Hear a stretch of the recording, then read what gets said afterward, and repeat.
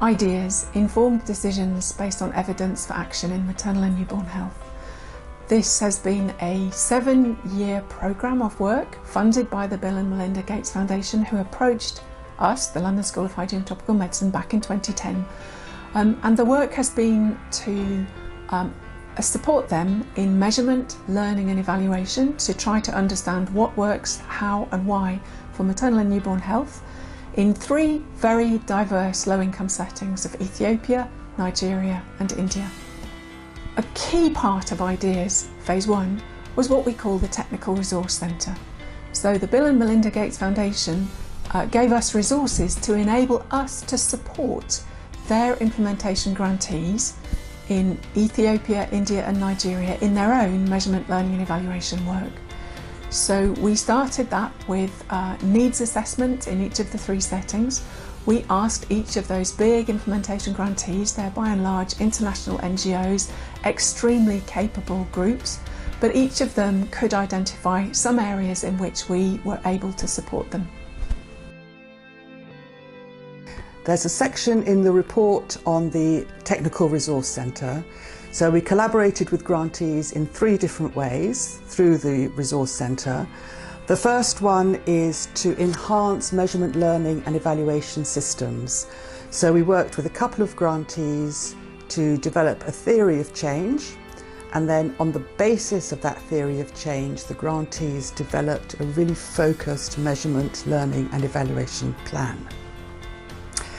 The second way that we collaborated was through technical assistance.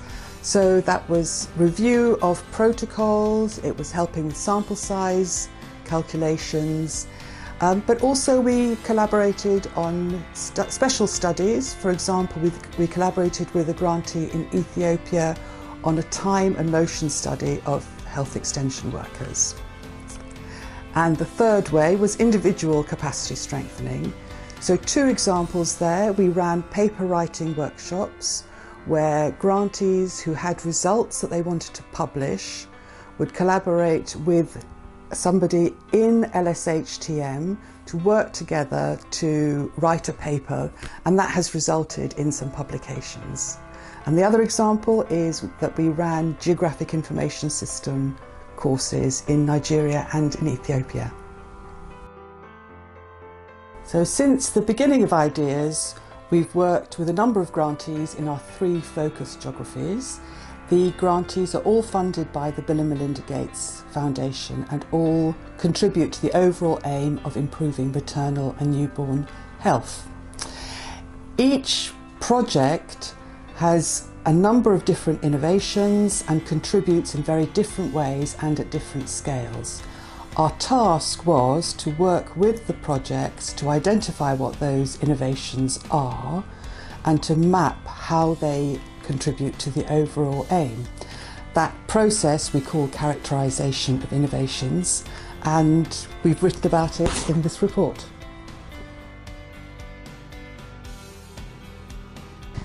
So once all of the innovations that were being implemented by grantees were characterised and defined, we wanted to know whether interactions between families and frontline workers improved as a result of those innovations, and whether the coverage of life-saving interventions increased as a result. So to do this, in 2012 and again in 2015, we carried out household surveys, health facility surveys and frontline worker surveys in each of the 3 geographies, crucially in the areas where the grantees were working.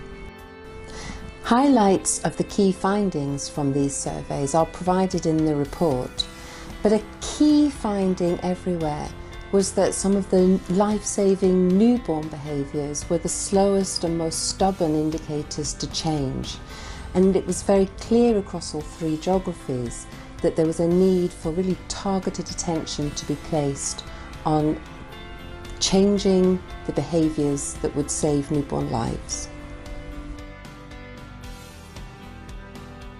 So our study focused on 3 examples, case studies of maternal and newborn health innovations.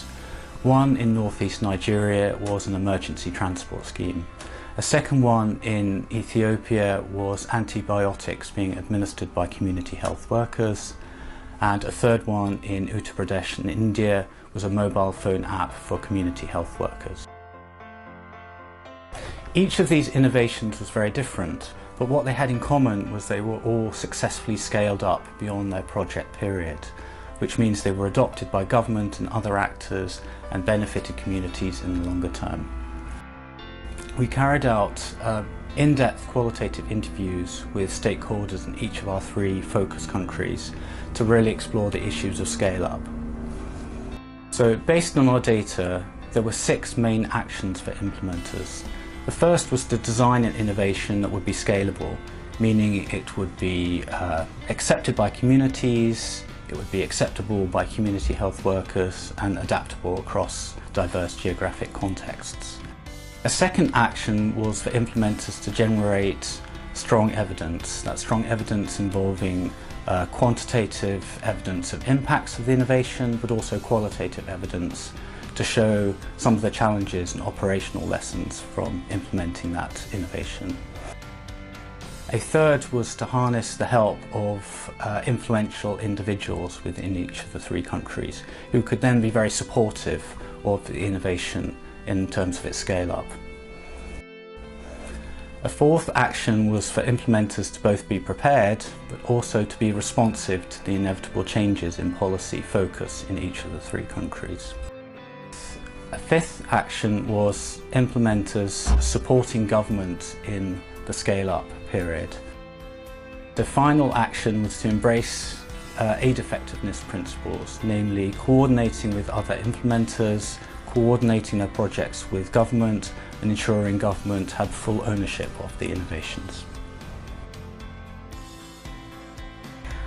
So our 4th learning question was about the effect of scaled up innovations on maternal and newborn health and survival. And when we started to engage with that back in 2010, we went to talk to implementers and stakeholders at all different levels of the health system. And most interestingly, we found that district health teams, government district health teams in all 3 countries were extremely interested in data for decision making, in measurement, learning and evaluation, just as interested as we were. So we started to realise that if we were to set up measurement systems to look at implementation strength, for example, enabling us to look at the effect at scale, we would need to do that with full engagement of the district health teams. So that led us to realise that we needed to consider and develop systems that enabled them to use their own data for decision making in a more systematic and structured way, which led us to develop the prototype of the Data Informed Platform for Health, DIPH. One of the research focus of IDS Phase 1 was to promote use of local data for health decision making. During research, we found that one of the key challenges that the decision to scale up innovations is not always fully supported by the evidence, and once implemented, they are not optimally monitored by the routinely collected data within the health system. If we take the example of district level health systems, there are diverse stakeholders involved which directly or indirectly contribute in the success of health service delivery innovations. These include both health and non-health public departments, various types of private sector agencies and civil society representatives. In real world, all these stakeholders don't work harmoniously due to differences in the professional capabilities and the organizational culture. We believe the solution for this problem has got 3 basic components. It requires consensus and common understanding across all key stakeholders about the health challenges and the key themes. Tools are needed to share and review the routinely collected data from all the stakeholders. And finally, a structured process for collaborative decision making across all the stakeholders needed to be developed. Working closely with district level health stakeholders, we considered various possible solutions. The most promising among them is Data Platform for Health, or DIPH for short. The DIPH approach brings government and non-governmental service providers on a periodic basis to share routinely collected data and for collaborative decision making.